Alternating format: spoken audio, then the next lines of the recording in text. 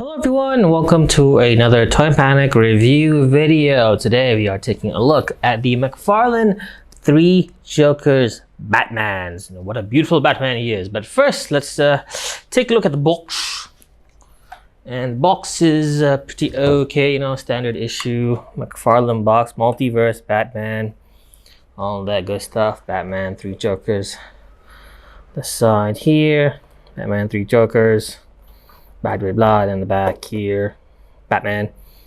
All little cross cells here and there, right? So, let's take a look at the tray. What they give you is pretty sparse. You get a display base, get a card, nothing too spectacular over there. So yeah, we'll take about accessories later. Let's take a look at the Batman himself, shall we? Let's.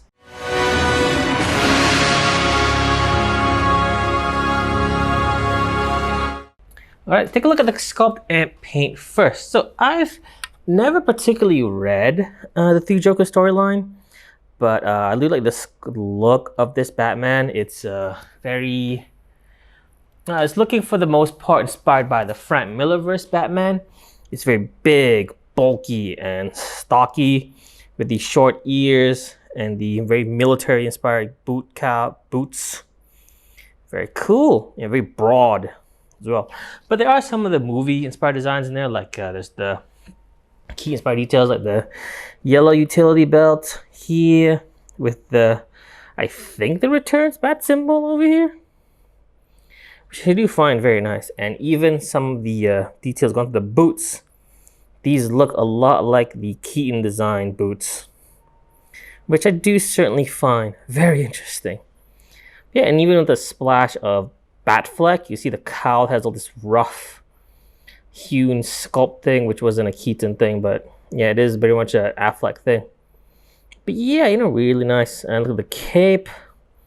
I'm supposed to be fine with the cape. It's a rubber cape. I'm more a fabric person myself, but it is what it is. Yeah, it's pretty nice, all the folds and everything.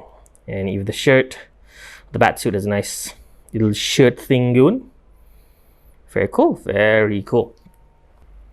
And for the paintwork, it is pretty sparse because this Batman is pretty much monochrome gray with just a bit of black here and there. But there are some splashes of color, the utility belt and the bat symbol, and of course his face and eyes. But being just the one place where you do get paint, unfortunately the bat symbol gets a bit of paint splotches, some defects here. I think you can see here the paint hasn't gotten to dry properly. So there are some bits of yellow peeking through, which isn't a good look. Yeah, the face is pretty nice. Look at that. Very grimacing paint job. Yeah, different, pretty cool. But again, these are all just, I guess the rest of these just casted in that color. But yeah, articulation wise, you have the sculpt is a one-piece cowl, so you only get articulation at your base here. So you move it around. Pretty nice, pretty good up and down as well. So here, get down that far, look up pretty far. Just pretty cool, pretty cool. And let's get to look at the arms. Arms can go back that far, hindered only by the sculpting of the cape where it rests, drapes over the shoulder. But the butterfly joint here is very limited. I mean, it's just kind of pointless. It's there, but it barely works. You can get a bit back, but not a bit forward because of how the torso is sculpted. So there's not a lot of range of motion right there, which I do find disappointing. Some swivels are pretty good, and you do get a pretty nice double joint in the elbow. Pretty deep curl. And you can also get a very nice wrist joint. So you get rotation here and then a little pivot action. Oh yeah, so the torso, there is two-stage joint, but the ab crunch doesn't really work. And try and get up and down, but it doesn't. So try that, but it doesn't give you a good swivel. Just straight. But the bottom one, which was supposed to be the waist, actually does get a good up and down, which I find kind of surprising. But yeah, it's weird, but it works. The legs go up this far and then can double bend, which is nice. The knee can double bend. Then you can go that far back. Which is pretty cool. Get a thigh swivel. Little ankle tiltage in there. See? Ankles tilt. Tilt this far. Then go back and forward. Then go toe bend. Very nice. Yeah, pretty decent range of motion on this particular Batman. Accessory wise, it only comes with one single accessory. It's very disappointing actually. It only comes with this silly little grappling gun, just fired, just mid firing. Yeah, this is the only thing it comes with. There's no batarang. There's no extra hands for you to pose with. No, just this stinky little grappling gun, which isn't even painted or washed. It bugs the hell out of me. Yeah. So let's get some figure comparisons going with most of the major figure lines. This is him next to Dino Thunder Red from the Lightning Collection, and he's pretty tall.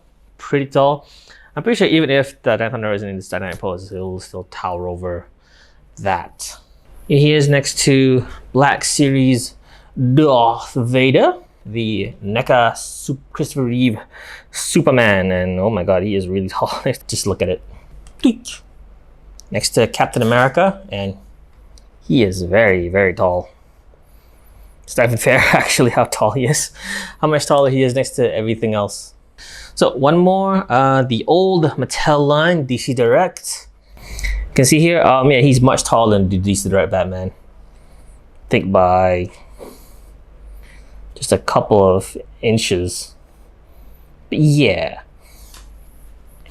Yeah, a pretty big Batman figure. He fits more, I want to say, in the NECA size of things. But even next to some NECA stuff, he is very, very big. Here he is next to the McFarlane Cyborg. Which he's more equivalent to height with Cyborg. And more equivalent to the size in Cyborg. Batman Beyond Terry McGinnis. This is the cartoon version. Well, final thoughts on this figure. It is pretty good, but not a really high recommend. The lack of color and some of the very weird joints being non-functional and lack of accessories really hurt this, to be honest. Along with the fact that the bat symbol, with it being the only place where there is actual paint, aside from the face, it should have had more attention paid to it, you know? Like, I can't accept the level of defects on this, really.